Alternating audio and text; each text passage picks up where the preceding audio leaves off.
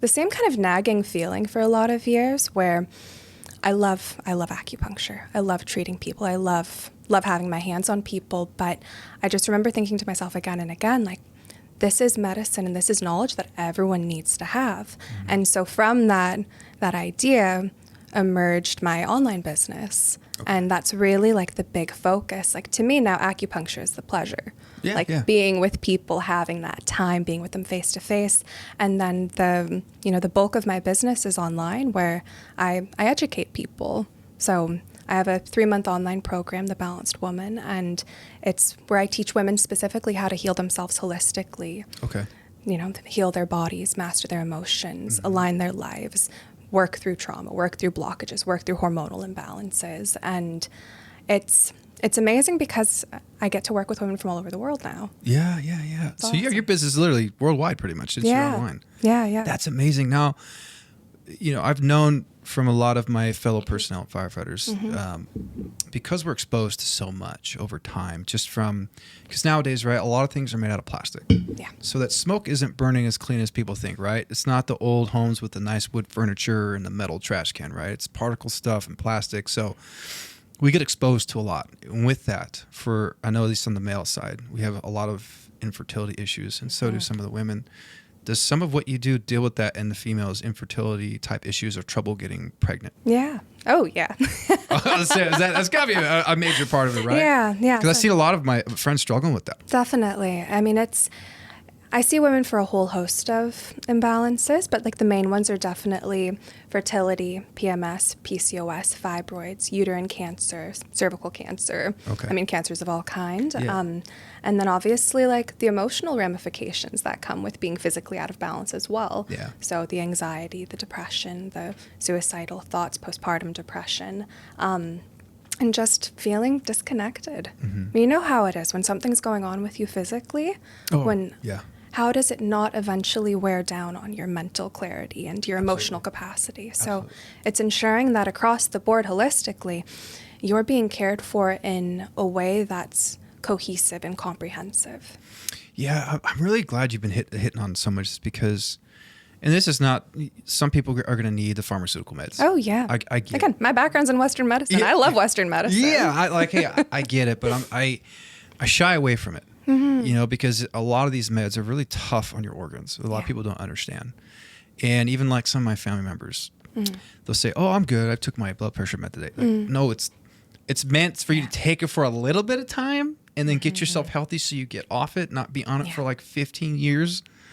So it's almost like, I hate to say this, but from what I've noticed, it's sick people make money. Yeah, absolutely. Healthy people don't. They don't. So that's no one's making money off of me anymore. Yeah, right. I mean, not that I don't have an addictive personality, but I had throat surgery back in 2015, and it was the healing process on that was terrible, because everything we do, life, is through your mouth. You eat, breathe, drink, everything. Yeah. Girl, it hurt to breathe. I can't even imagine. Oh, it was terrible. It was like, they're saying, hey, it'll be like 7 days. That was the longest 7 days of my life. And I remember they gave me liquid codeine. Mm-hmm. Take this for your pain. It was like every 4 hours. And after a couple of days, I noticed I needed it every 3.5. Mm-hmm. Now I need it 2. And then once I started realizing, I'm like, wait a minute.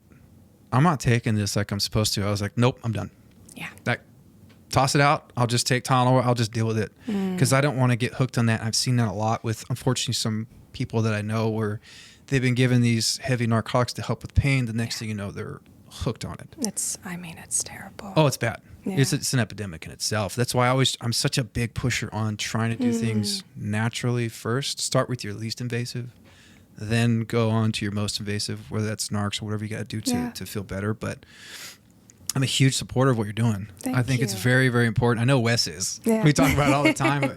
I mean, you heard us talk about it. I'm sure with what you do, how you help people, doesn't it line up as well with surfing and being grounded in the ocean? And because that in its own way, for me, I'm only 37, but my dad's a lifelong surfer. He had me out since I was like 8 years old. Mm-hmm. That's what we do. And I remember him telling me, and it's stuck with me all these years so much, because he's that older generation, right? He's a Vietnam vet, different time, like, man, go to work and provide, and then the women stay home, whatever.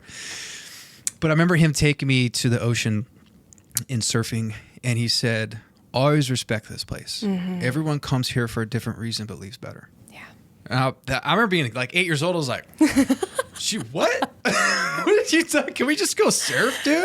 No. But my goodness, like as we grow, right, our 20s, like there's the mystery of life is interesting. It has highs and some heavy, heavy lows. And where I've felt always so grounded and like I'm going to be okay is even when life hurts, someone's passed away, or difficulties of diagnoses, or the joys of newborn in the family, or whatever it may be, I go to the beach and I stand on that sand and I hang out and watch surf for a little bit before I go in. And I always just feel like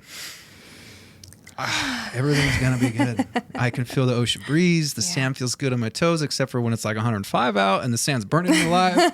But then you get in the water and it's like, you have to, I mean, for us now it's natural, right? I can just turn on a board and boom, just jump up because we've been doing it for so long. But, you know, to the focus you need to have for the timing of the wave, watching the swell, timing the swells, how many sets are in the swell, you know, how many waves are in this set coming through, and, you know, what am I going to do? Am I hang 10 this time? And you have to focus so much. It's like I forget everything. Yeah. And every time I get out, whether it's the first wave or last wave, I'm always smiling. Always. I try to encourage so many people, like, just go to the beach, man. Yeah. Get in the water. You never know what's going to do for you. I don't know if that ever lines up with what you're helping people with. Oh my gosh, to a T. I mean, that's to a T. I love listening to people.